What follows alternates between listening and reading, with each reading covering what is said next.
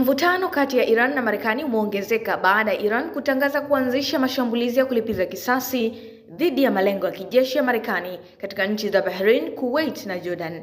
Hatua hiyo imekuja baada ya Marekani kufanya mashambulizi ya anga dhidi ya maeneo ya Iran karibu na mlango wa Hormuz. Kwa mujibu wa taarifa mbalimbali, Marekani ilisema mashambulizi hayo yalikuwa ya kujibu tukio la kuanguka kwa helikopta ya kijeshi ya Apache ambalo Washington ilihusisha na Iran. Ndege za kivita za Marekani zilishambulia mifumo ya rada ya ulinzi wa anga ya Iran katika maeneo ya kusini mwa nchi hiyo. Baada ya mashambulizi hayo, Iran ilirusha makombora na ndege zisizo na rubani kuelekea katika vituo vya kijeshi vinavyotumiwa na Marekani katika Bahrain, Kuwait na Jordan.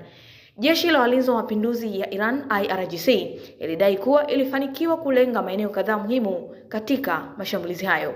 Jordan ilitangaza kuwa mifumo yake ya ulinzi wa anga ilifanikiwa kuyazuia baadhi ya makombora yaliyokuwa yakielekea kwenye kambi ya Al-Adhar inayohifadhi wanajeshi wa Marekani.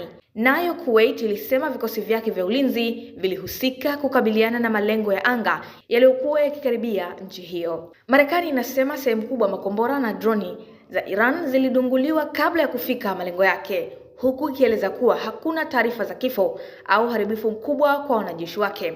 Hata hivyo, Iran imeendelea kusisitiza kuwa operesheni zake zilikuwa jibu la moja kwa moja kwa mashambulizi ya Marekani. Tukio hilo limeongeza hofu ya kuongezeka kwa vita katika Mashariki ya Kati na kutishia juhudi za mazungumzo ya amani zilizokuwa zikiendelea katika miezi ya hivi karibuni. Pia imezua wasiwasi kuhusu usalama wa usafirishaji wa mafuta kupitia mlango Hormuz ambao ni njia muhimu kwa biashara ya nishati duniani.